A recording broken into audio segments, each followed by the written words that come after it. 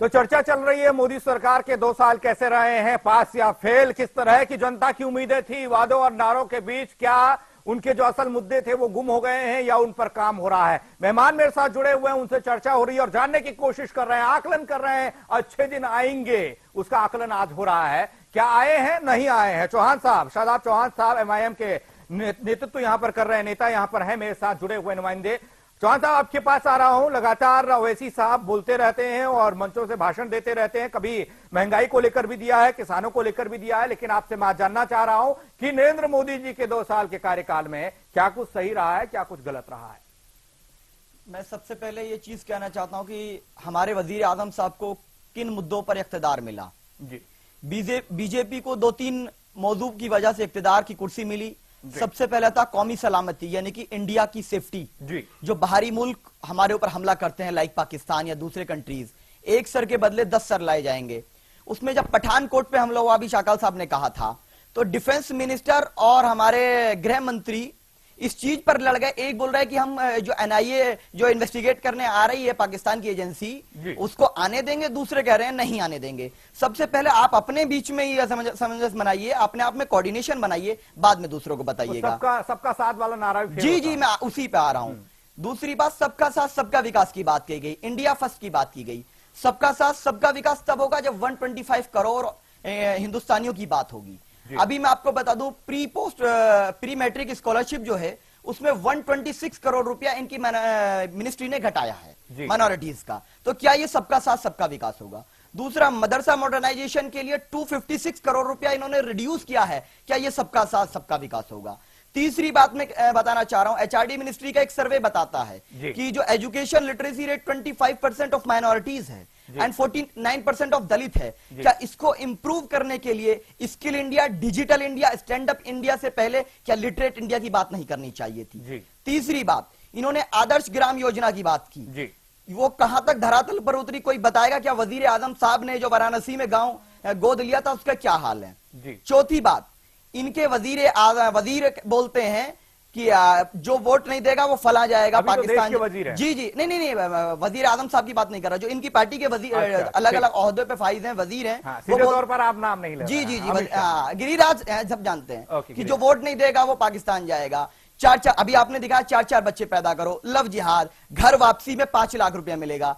क्या ये 2 चीजें सामने आती हैं? या तो ये लोग वजीर आजम साहब की इज्जत नहीं करते, उनको मानते नहीं है, उनकी बेइज्जती करते हैं, इसलिए ये उनकी बात नहीं मानते, क्योंकि उन्होंने कहा था सबका साथ, उन्होंने कहा था इंडिया फर्स्ट, उन्होंने कहा था कॉन्स्टिट्यूशन फर्स्ट। या दूसरी बात यह है कि वजीर आजम साहब जानबूझ के नफरत की राजनीति करना चाहते हैं, लेकिन डायरेक्टली नहीं, इनडायरेक्टली बाईपास से वो जाना चाहते हैं। 2 चीजें हैं, या तो वजीर आजम साहब खुद करवा रहे हैं या फिर इनके लोग उनकी इज्जत नहीं करते हैं। आखिरी बात मैं अपनी बात खत्म करने से पहले बोलना चाहता हूं, क्या वजीर आजम साहब महंगाई कम करेंगे? हमें तो ये लगता था कि वजीर आजम साहब को वर्ल्ड टूर पैकेज मिला हुआ है कि हिंदुस्तान की आवाम ने मैंडेट दिया था चौकीदार बनने के लिए। इन्होंने कहा था मैं चौकीदार बन के काम करूंगा, अगर 15 लाख रुपया मैं ना दूं, 100 दिन के अंदर काला धन ना लाऊं तो मुझको फांसी पर लटका देना। क्या अब ये फांसी पर लटकने वाले हैं? हर बात पे ये ट्वीट करते हैं। क्या रोहित वमूला की जब हत्या कहूंगा मैं, क्योंकि एचआरडी मिनिस्ट्री की जो मिनिस्टर है उसमें इन्वॉल्वमेंट साफ जाहिर हुआ उनका, क्या हत्या हुई उस पर इनका ट्वीट आया, 1 महीने बाद इनकी खामोशी टूटी। अखलाक को आतंकवादियों ने मार दिया दादरी के अंदर, उसके घर पे बीफ का गोश्त नहीं था, उसके बाद उसको मार दिया गया, उस पर एक ट्वीट नहीं हुआ। हर बात पे ये ट्वीट करते हैं, सोनिया गांधी के बर्थडे पे ट्वीट, हर चीज पर सेल्फी लेते हैं। मुझे तो ये अफसोस होता है कहीं ये ना कहते हो कि सेल्फी इन टॉयलेट, पता नहीं हर चीज पे सेल्फी ली जाती है। आखिरी बात, ये लोग पिंक रेवोल्यूशन की बात की, मैं आपको कंपनी का नाम बता रहा हूं, इन्होंने पिंक रेवोल्यूशन की बात की, लेकिन इन्हीं ने बीफ की कंपनी जिसका नाम फ्राई रिगोफो अल्लाना प्राइवेट लिमिटेड है, उससे 50 लाख रुपए का चंदा लिया। इन्होंने साफ जाहिर कर दिया कि ये देश को ये बताना चाहते हैं पिंक रिवोल्यूशन के खिलाफ हैं, वरना ये बीफ के निर्यात को बढ़ावा दे रहे हैं और ये चाहते हैं कि बीफ पर राजनीति हो, बीफ के नाम पर। चौहान साहब ने जो सवाल दागे हैं, बहुत बड़े वाले सवाल आपकी तरफ, क्या जवाब है आपके पास इसका? ये अक्सर ये चौहान साहब के जवाब नहीं है, अगर जो लोग इस तरह की सोच रखते होंगे इस देश में, और हर एक नागरिक का यही सवाल होगा जो चौहान साहब ने कहा। अरुण जी। नहीं, इन्होंने कहा कि मोदी सरकार में सत्ता में इसलिए आई कि उनकी 3 चीजें थी। जिसमें एक बात थी सबका साथ सबका विकास जी। मैं इस मुद्दे पर ही इनकी बात का जवाब देना चाहता हूं जी। अगर देश में सड़कें तेजी से बन रही हैं, अगर देश में रेल का विकास हो रहा है, देश में गांव-गांव तक बिजली पहुंचाने की योजना बन रही है, देश में हर गरीब को घर बनाने की बात हो रही है, तो ये क्या सबका साथ सबका विकास नहीं है? क्या सड़कों पर केवल क्या कोई एक वर्ग जो चौहान साहब ने कहा, क्या वो सबके साथ में नहीं आता है? नहीं, ये सबके लिए हो रहा है, ये सबके लिए हो रहा है। केवल एक सियासी चश्मे से किसी चीज को देखकर या आरोप लगाने के लिए आरोप लगा देना, विरोध करने के लिए विरोध कर देना, ये इन सब चीजों का, ऐसी चीजों का जवाब देना, वह कहीं ना कहीं माने हकीकत को नजरअंदाज करना है। जी। मेरा कहना यह है कि अगर हमने भ्रष्टाचार की बात की थी, एक बात बीच में आई थी, न खाऊंगा न खाने दूंगा। बिल्कुल बिल्कुल, मेरे पास क्या वो बात के पास क्या वो बात मोदी ने पूरी नहीं की है? क्या कोई 2 साल में एक भी किसी पर भ्रष्टाचार का आरोप है? और बात अगर अच्छे दिन की बात है तो अच्छे दिन जिनके आने हैं उनके आएंगे, पर जिनके बुरे दिन आने हैं उनके बुरे दिन भी आने की शुरुआत हो चुकी है। आज 2 साल होने के बाद भी इस सरकार के खिलाफ कोई भ्रष्टाचार का मामला नहीं है। और अभी भी जो सरकार जिसने 60 साल इस देश में राज किया, उनके ही भ्रष्टाचार के मामले खुल रहे हैं। जनता ने उनको इसलिए नहीं नकारा था कि वो देश के लिए कुछ काम नहीं करे, इसलिए नकारा था कि वो दोनों हाथों से देश को। लेकिन अरुण साहब, जो इसके बुरे दिन थे इस देश में, उनके अच्छे दिन भी तो नहीं आए ना। अब आज आप मैं कह सकता हूँ अच्छे दिन, आज आप सक्षम हैं, आज तमाम नौकरशाह, तमाम रसूखदार लोग सक्षम हैं, वो अरहर की 200 रुपए किलो दाल खा सकते हैं। और हमें आज उसके लिए कुछ समय की प्रतीक्षा करनी है। दूसरी बात, सकारात्मक दृष्टि, सकारात्मक सोच के साथ सोच है, उसको देखना। सोच है अरुण साहब, इसीलिए इस देश की जनता ने आपको बहुमत दिया था, यही सोचकर कि हाँ, जो आदमी कह रहा है कि मुझे इतने दिन चाहिए, इतना समय चाहिए, इतने समय के अंदर मैं चीजों को बदल दूंगा, लेकिन अब वही शख्स अब कह रहा है मुझे 10 साल का मैग्नेट दीजिए, मुझे 10 साल का आप मौका दीजिए, 10 सालों में चीजों को बदला जाए। 5 साल में काफी चीजों का पूरा होते हुए आप देखेंगे, और वो शुरुआत हो चुकी है। आज भी अगर देखना है तो उसके लिए सही नियत और सही दृष्टि की जरूरत है। मुझे कहना यह है कि आज जो कुछ मोदी सरकार कर रही है, उसमें कुछ चीजों को हम सकारात्मक रूप से भी देखें।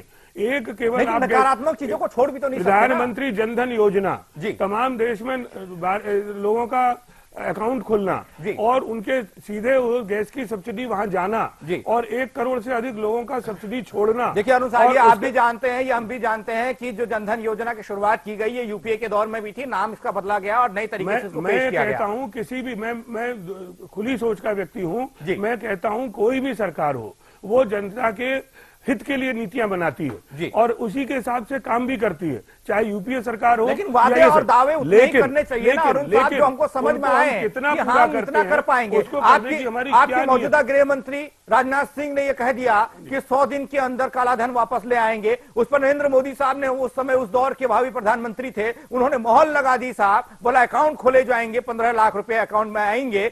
क्या ये जल्दबाजी में नहीं कहा गया? और ऊपर से आपके अध्यक्ष साहब कह देते हैं कि 15 लाख का तो जुमला था। तो इसमें कहीं ना कहीं जनता के मन में भी नकारात्मक सोच आती है, सवाल बनता है और आपको जवाब देना होगा। देखिए, एक काले धन की बात होती है, काले धन पर बहुत काम हो रहा है, कानूनों को सख्त किया गया है, लोगों की जांच हो रही है, उनके ट्रायल हो रहे हैं, उनसे पैसा जमा करा जाए। ये अरुण साहब, ये अच्छी बात है, जांच हो रही है, मैं समर्थन करता हूं आपकी बात का और इस मंच पर जो लोग हैं वो भी समर्थन करेंगे। लेकिन जिस दौर में इस बात को लाया जा रहा था, जब वादे किए जा रहे थे, उस समय भी तो समझना चाहिए था कि 100 दिन में कोई चीज बदल नहीं जाती। आज अब यही कहते हैं। आपके पास आऊंगा और तमाम चीजें मेरे पास है। कहना चाहता हूं, 1971 में श्रीमती इंदिरा गांधी देश की सबसे मजबूत और लोकप्रिय प्रधानमंत्री थी। उन्होंने गरीबी हटाओ का नारा दिया था। आज हम 40-45 साल बाद भी अगर देश में गरीबी देखते हैं, गरीब देखते हैं, उनके कल्याण की बात करते हैं और उनकी जरूरतों को समझने की, उनके लिए सरकार आगे काम करने की बात सोचती है, तो क्या हम ये कहें कि कांग्रेस सरकार ने गरीबी हटाने के लिए कोई प्रयास नहीं किया या वो असफल हुए? अगर वो धीरे धीरे जितना समय उनको हमने दिया, 60 साल इस देश पर जिस कांग्रेस ने शासन किया, आज वो 2 साल में केवल आपके उन वादों का जिक्र कर रहा हूं। अरुण साहब, बहुत सारे सवाल मेरे पास है, समय के अभाव में कहीं छूट ना जाए, मैं सीधे तौर पर आप ही से सवाल कर रहा हूं। सीबीआई को स्वतंत्र और आजाद कर देंगे, ये नरेंद्र मोदी जी ने कहा था, और उसके बाद लोकपाल को मजबूत करेंगे। लेकिन जो आंकड़े मेरे पास हैं वो ये बताते हैं कि 2 साल के अंदर लोकपाल की नियुक्ति तो छोड़िए, कहीं पर भी काम नहीं हुआ लोकायुक्त को लेकर, कहीं पर भी बात ये नहीं आई कि सीबीआई को मजबूत करना है या नहीं करना है। क्या इतने बड़े इश्यूज पर आपने उस दौर में बयान दे दिया और आज भूल गए आप? नहीं, मैं ये जानना चाहता हूं, सीबीआई पर क्या सरकार का कोई हस्तक्षेप, कोई नियंत्रण उस तरह से है? क्या कोई एक भी उदाहरण बताया जा सकता है कि पिछले 2 सालों में किसी भी सीबीआई के काम में सरकार की ओर से कोई हस्तक्षेप नहीं हुआ? लेकिन आज भी कर रहा हूं आपके नहीं हुआ। अगर ये सीबीआई को स्वतंत्र करने की प्रक्रिया नहीं है तो और क्या है? सीबीआई के आज भी कितने मामले खुल रहे हैं कि किस किस प्रकार से सीबीआई और एनआईए, जो राष्ट्रीय सुरक्षा एजेंसियां, जांच एजेंसियां थी, उनका दुरुपयोग हो रहा था। क्या कोई आज एक भी उदाहरण दिया जा सकता है जिसमें गृह मंत्री ने, प्रधानमंत्री ने सीबीआई के अधिकारियों को निर्देशित किया हो, एफिडेविट बदले हो, किसी को जानबूझकर फंसाने की योजना बनी हो, किसी को जानबूझकर निर्दोष करने की बात की कोशिश की गई हो? मैं समझता हूं सीबीआई और जितनी भी देश भर की जो जांच एजेंसियां हैं, जो सुरक्षा एजेंसियां हैं, वो निष्पक्ष होकर, निर्भय होकर, स्वतंत्र होकर अपना काम कर रही हैं और ये सरकार उनको पूरा मौका दे। लेकिन संतुष्टि नहीं है। जैन साहब, इसी सवाल को लेकर आपके पास आ रहा हूं। यही बात इन्होंने उस दौर में कही थी कि लोकायुक्त की नियुक्ति होगी, लोकपाल की नियुक्ति होगी, आरटीआई यानी कि सूचना के अधिकार के तहत सीआईसी कमिश्नर की नियुक्तियां होंगी, सीवीसी की नियुक्तियां होंगी। सरकार इन मामलों पर पैर घसीटती हुई दिखाई दे रही है। क्या कहेंगे जैन साहब आप? देखिए, आरटीआई पे सीआईसी की जो नियुक्ति है जी, पूर्व में जो आरटीआई चल रही थी वही बंद हो गई है। खुद प्रधानमंत्री कार्यालय आरटीआई का जवाब नहीं दे रहा। 20,000 करोड़ रुपया नमामि गंगे में खर्च कर चुके हैं। अब तक किस कंपनी ने करा, कहां करा, क्या टेंडर हुआ, कोई जवाब नहीं है। कहते हैं भ्रष्टाचार नहीं हुआ, कोई एविडेंस। तो एविडेंस तो मिलेगा तब ना जब देंगे। जब एविडेंस के ताले ही बंद कर दिए गए, फाइलों को लॉकअप कर दिया गया, सारे मंत्रालय चुप ही साधे बैठे हुए। इस देश के अंदर इस समय पे जो वर्तमान स्थिति है, 10 लाख लघु उद्योग बंद हुए हैं जी, 1 लाख मध्यम लघु उद्योग बंद हुए हैं। इंडिया का नारा दिया है ना, बाहर से कंपनियां आएंगी, देश को बनाने के लिए। बाहर से नई कंपनी आएंगी, लेकिन जो पुराने उन्हें तो जहर खाकर मरना पड़ेगा जी, कुछ भी हो, उनके लिए कुछ नहीं करा जाएगा जी। और उसके अलावा कम से कम 7,000 उच्च श्रेणी की जो बड़ी यूनिटें हैं जी, वे बंद हुई हैं। बैंक का एनपीए रेट 3.5% से बढ़कर 11.5% पहुंच गया है जी। जो बैंक लाखों करोड़ रुपए कमाते थे, बैंक ऑफ बड़ौदा की एक तिमाही का जो प्रॉफिट था वो 3500 करोड़ था, वो बैंक 3500 करोड़ के लॉस में चला गया। लॉस में चला गया। ये बहुत बड़ी उपलब्धि है। जैन साहब, समय का अभाव मेरे पास रहता है, थोड़ा सा छोटे छोटे शब्दों में जवाब दीजिएगा। अरोड़ा साहब, आपके पास आ रहा हूं। इसी सवाल को लेकर, सीबीआई की स्वायत्तता और स्वतंत्रता को लेकर सवाल है, और दूसरा सवाल मेरा महिलाओं की सुरक्षा को लेकर है। यानी कि भारत में इंटरनल, जो आप लोगों ने कहा कि किस तरीके से हम लोग सुरक्षित हैं, चौहान साहब ने यह सवाल किया था कि वाकई में दिल्ली को एक रेप कैपिटल कहते थे बीजेपी वाले उस दौर में, लेकिन जो आंकड़े मेरे पास है वो बताते हैं कि महिलाओं के खिलाफ 31% अपराधों में वृद्धि हुई है जब से बीजेपी की सरकार आई है। क्या आप समझते हैं इससे? बीजेपी शुरू से विरोध की राजनीति करती आई है। उसका काम है हर बात पे विरोध करना जी। उसने जैसी मौके का फायदा उठा के, एक कांड हुआ बहुत दुखदाई था और पूरे देश को उसने लज्जित भी किया, उस कांड का फायदा उठा के बीजेपी ने विरोध करना शुरू कर दिया। जबकि अपनी सरकार आई तो सब भूल गई। आप बीजेपी का शुरू से एक ही फंडा रहा है, जब पीछे अटल बिहारी वाजपेयी भी रहे तो शोध करना, इवेंट मैनेजमेंट की तरह काम करना और दिखाना हमने बहुत कुछ कर दिया, अंदर कुछ नहीं करना, जिसका जवाब 2004 में जनता ने उन्हें दिया। 2004 से लेकर 2009 तक सरकार यूपीए की रही और कोई भ्रष्टाचार का मुद्दा उनके सामने नहीं आया और पूरी बहुमत के साथ दोबारा हम लोग 2009 में आए। 2010 से एक आरोपों की प्रक्रिया शुरू हुई और हम लोग ठीक है, आप लोगों ने काम को इस तरह का किया था, मानते हैं कि आपके खिलाफ पूरा देश हो गया था और इसी का खामियाजा आपको भुगतना पड़ा और देश में सत्ता परिवर्तन हो गया। लेकिन क्या देश में सत्ता परिवर्तन होने के बाद कुछ फर्क पड़ा? वही दौर हम देख रहे हैं जो यूपीए के दौर में हम लोगों ने देखा था। बिल्कुल, क्योंकि बीजेपी ने काम करना नहीं, बीजेपी का काम है सिर्फ विरोध की राजनीति कराना।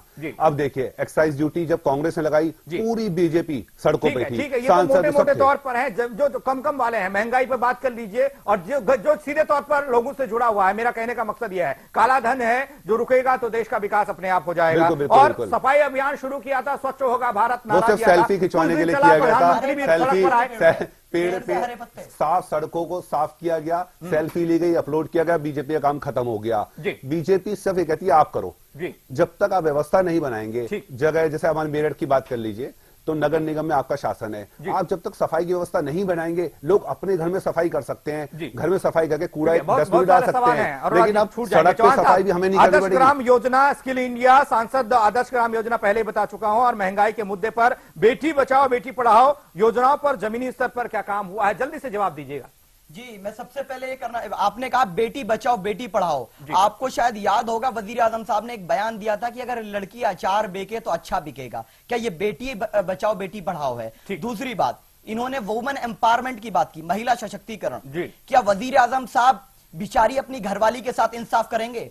तीसरी बात, आयुष मंत्रालय जो अभी नया बना इन्हीं के दौर में, उस मिनिस्ट्री की में जब आरटीआई डाली गई तो ये पता चला कि वहां पर माइनॉरिटीज अकलियतों को जॉब नहीं मिलेगा। क्या ये सबका साथ सबका विकास है? अभी अरुण जी जवाब नहीं दे पाए, उन्होंने कहा कि हम ये जवाब नहीं देंगे। दूसरी बात, क्या रेल का किराया अभी राजधानी का 30% बढ़ा और सुविधाएं घट गई? दूसरी बात, जब 14% रेल का किराया तुरंत बढ़ा दिया गया था। और मैं ये पूछना चाहता हूं कि महाराष्ट्र के अंदर कोर्ट ने कहा कि अकलियतों को रिजर्वेशन देना चाहिए क्योंकि वो एजुकेशनली और सोशली बैकवर्ड है, लेकिन फडणवीस सरकार ने नहीं दिया।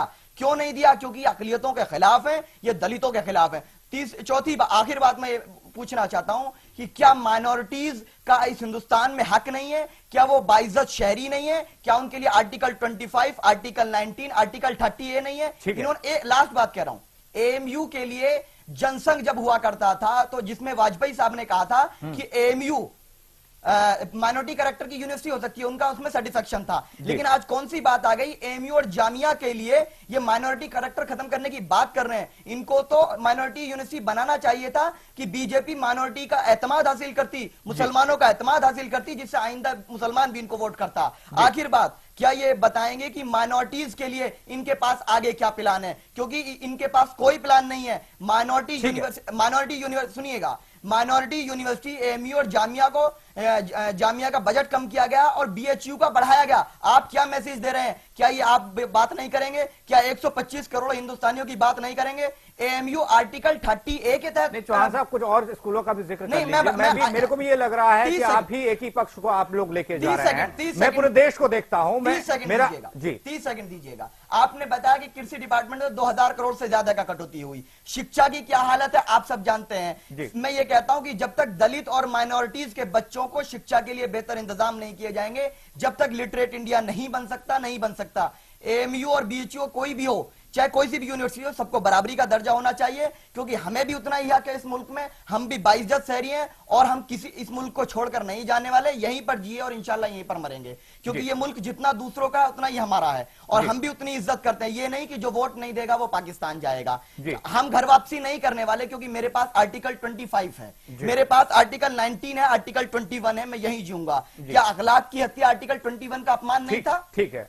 क्या संगीत सोम ने जाकर क्या कहा? ठीक है, ठीक। ये चीजें इस दो साल के दौरान घटी हैं, तो इनका जिक्र यहां इस मंच पर हो रहा है। लेकिन जो चीजें हुई हैं वो क्यों हुई हैं और क्या बदलाव चाहिए, बदलाव होना जरूरी है, ये जानने की हम कोशिश कर रहे हैं। ऐसा नहीं है, विदेश नीति एक ऐसा शब्द जिसको सुनकर ये लगा लोगों ने ये माना, दुनिया ने ये माना कि नरेंद्र मोदी अगर विदेशों में घूमते हैं तो उसका असर पड़ता हुआ दिखाई दिया। सबने दिल खोलकर नरेंद्र मोदी जी का स्वागत किया। ये पहले साल की बात हो रही थी, पहले साल में जी तोड़कर नरेंद्र मोदी साहब ने विदेशों का दौरा किया है। इस विदेश नीति को लेकर एक सवाल बनता है, क्या वैश्विक स्तर पर, विश्व के पटल पर भारत की छवि सुधरी है इन 2 सालों में? अरुण जी, शुरुआत आपसे कर रहा हूं, क्या लगता है? हालांकि आप कहेंगे सुधरी है, हाँ मैं भी ये मानूंगा कि पिछली सरकार के मुकाबले, पूर्व प्रधानमंत्री मनमोहन सिंह के मुकाबले जो स्थिति थी, जैसे दिल खोलकर स्वागत किया बड़े बड़े देशों ने, उससे लगा कि हाँ आओ तो बोला है, लेकिन मौजूदा स्थिति क्या है? भारत को कुछ फायदा मिल रहा है या नहीं? देखिए, मोदी जी के नेतृत्व में देश की छवि दुनिया में बहुत सुधरी है, बहुत अच्छी हुई जी। कोई भी सरकार जब बदलती है, पाकिस्तान, नेपाल, चाइना और श्रीलंका, इनका भी जिक्र कीजिएगा, भारत के पड़ोसी। इन चारों करूंगा, सुनिए, कोई दिक्कत नहीं। सरकार बदली, एक दूसरे दल की सरकार आई, एक विशुद्ध सरकार ऐसी आई जिसका पहले विदेश नीति पर जिसका एक नए सरकार का पर असर आना ही था जी।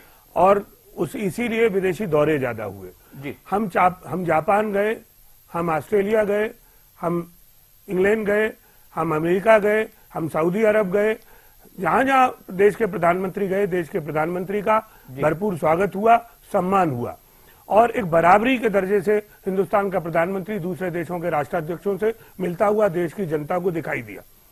हमने रक्षा सौदे किए, हमने मेक इन इंडिया के लिए वहां पर किया, विदेशी निवेश के लिए किया, तमाम जगह आज उनसे उनकी जरूरत भी थी और उसका असर भी दिख रहा है। अच्छी बात है। विदेश में जाकर आपने मेड इन इंडिया का सपना दिया, मेक इन इंडिया का सपना दिया, भारत में आओ और चीजें बनाओ और उसके बाद आगे का काम बनाओ। ऐसा ही कुछ दौर जब भारत आजाद नहीं हुआ था, जब भारत गुलाम था, उस दौर में भी विदेशी कंपनियां इस देश में आती थी और उसी का नतीजा ये रहा कि भारत कई सालों तक गुलाम रहा। लेकिन क्या हम विदेशियों से जो वादा कर रहे हैं, जो दावा कर रहे हैं, क्या आप कहेंगे कि वो बुंदेलखंड जाएं, वहां पर अपना प्रोजेक्ट लगाएं, लातूर जाएं, वहां अपना प्रोजेक्ट लगाएं, या महाराष्ट्र के विदर्भ जाएं, वहां अपना प्रोजेक्ट लगाएं?